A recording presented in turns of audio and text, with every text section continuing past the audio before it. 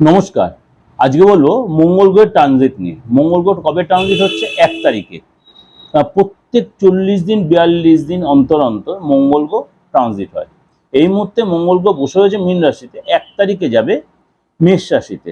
মেষ রাশিতে যাওয়ার সঙ্গে সঙ্গে সেখানে রুচক যোগ তৈরি হচ্ছে, অর্থাৎ মেষ রাশির অধিপতি হচ্ছে মঙ্গল। এইখানে কিন্তু মঙ্গল গ্রহ যখন যাচ্ছে তখন কিন্তু মেষ রাশির মতোই অনেক রাশির ক্ষেত্রেই কিন্তু পজিটিভ এবং নেগেটিভ একটা ভাইব্রেশন তৈরি হবে। মঙ্গল গ্রহ কবে ট্রানজিট হচ্ছে? 1 তারিখে ট্রানজিট হচ্ছে শনিবার 3:51 PM। এটা আমি অলরেডি মাসিক রাশি বলে দিয়েছি এবং সাপ্তাহিক রাশি বলেও বলেছি। এটা মীন রাশিতে মেষ রাশিতে আসছে, তার জন্য 12 রাশির ক্ষেত্রে কি হচ্ছে এবং মঙ্গলের যে আপনার দৃষ্টি, চতুর্থ দৃষ্টি, সপ্তম দৃষ্টি, অষ্টম দৃষ্টি, মঙ্গলের তিনটে দৃষ্টি, অর্থাৎ চতুর্থ দৃষ্টি, সপ্তম দৃষ্টি, অষ্টম দৃষ্টি। এটা কিন্তু ট্রানজিট। এটাতে আপনি আবার মঙ্গল এসে আপনার এই ট্রানজিটে মাঙ্গলিক ধরে বসবেন না, সপ্তমে দৃষ্টি পড়ছে হলে মাঙ্গলিক এফেক্ট হচ্ছে, এটা নয়। বরঞ্চ সপ্তমে দৃষ্টি, অষ্টমে দৃষ্টি বা চতুর্থ দৃষ্টি এটা অনেক পজিটিভ ভাইব্রেট তৈরি করবে। সুতরাং এটা একটু ভালো করে দেখবেন অনেক বেশি। কেন আমি মঙ্গলের ট্রানজিট সবসময় যে 12 রাশির ক্ষেত্রেই 40-42 দিন অন্তর যাবে সেটা সবসময় তো দেবো না, কিন্তু এই যে মঙ্গল মেষ রাশিতে হচ্ছে তার জন্য যে কেন রাশির অধিপতি, তার জন্য কিন্তু ভাইব্রেশনটা যে তৈরি হচ্ছে সেটাই আলোচনা করব। সিংহ রাশি, সিংহ রাশির কিন্তু মঙ্গল নবম ভাবে ট্রানজিট হচ্ছে, কেন্দ্র ত্রিকোণ যোগ তৈরি হচ্ছে এবং আপনার ভাগ্যের ঘরে এই সিংহ রাশির ট্রানজিট কিন্তু আপনার ভাগ্যের যথেষ্ট ডেভেলপ আনছে।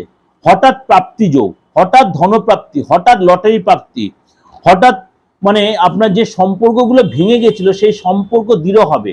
মনে করেন আপনি পুরনো কোনো প্রেমিকা, পুরনো কোনো সম্পর্ক, পুরনো কোনো বন্ধুত্ব বা মা বাড়ির সম্পর্ক বা মায়ের সাথে সম্পর্ক, এটা অনেক বেশি ডেভেলপ করবে কিন্তু এই সময়। এবং যে রিলেশন অনেকদিন নষ্ট হয়ে তারাই হয়তো আপনার সাথে আবার যোগাযোগ করবে, আপনি হয়তো যোগাযোগ করে সেটা আবার সাকসেস পেয়ে যাবে। আটকে থাকা অর্থ, আটকে থাকা কাজ ফিরে পাবেন। মঙ্গল এই নবম ভাবে ট্রানজিট কিন্তু আপনার ভাগ্যের যথেষ্ট সহায়। কারণ আমরা বলি নবম ভাবে মঙ্গল থাকলে ভাগ্যবানই, কিন্তু নবম ভাবে ট্রানজিটটা কিন্তু ভাগ্যের সহায়ক হবে, কেরিয়ারে যথেষ্ট লাভ হবে। সপ্তম ঘরের দৃষ্টি কিন্তু তৃতীয় ঘরে পড়ছে, তার আগে বলি 4th হাউসের দৃষ্টি আপনার দ্বাদশ ভাবে ব্যয়ভাবে পড়ছে। সুতরাং এই সময় কিন্তু আপনার হসপিটাল, ডাক্তার এসব পিছনে একটু খরচ হবে। 4th হাউসে যদি দৃষ্টি দ্বাদশ হাউসে পড়ছে তার জন্য হসপিটাল, ডাক্তার পিছনে একটু খরচ হবে, বা আমার শরীরটা নিয়ে বা ফ্যামিলির লোকের শরীরটা নিয়ে ডিস্টার্ব হতে পারে। থানা পুলিশ এসব নিয়ে একটু আপনার অস্থিরতা, কোনো কারণে একটা কোনো থানা পুলিশ হতে পারে। এসব একটু নিজেকে একটু সমঝে চলবে, অর্থাৎ কথাবার্তা সমঝে চলবেন এবং কথাবার্তা বুঝে শুনে হেক্কাই দেখাবেন না, লোকের অশান্তিতে জড়াবেন না। কোনো পুরনো কোনো অশান্তির কারণে আপনাকে হয়তো থানা পুলিশ করতে হতে পারে।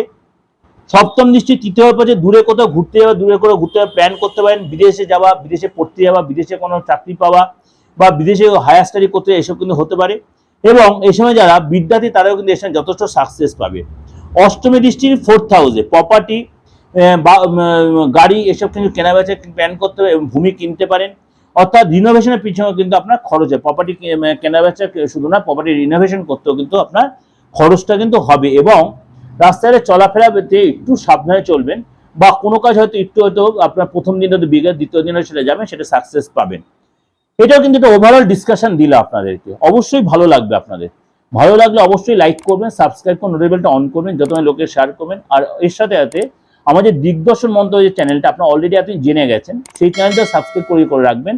প্রত্যেকটা প্রোগ্রাম এবং নোটিফিকেশন বেলটা অন করে রাখলে প্রত্যেকবার সবার আগে আপনাকে পৌঁছে যাবে এবং সবকিছু আমার এই অ্যাস্ট্রোলজি সম্বন্ধে অনেক কিছু ভ্রান্ত ধারণাগুলো আপনাদের উন্মোচিত হবে, অনেক কিছু জানতে পারবেন।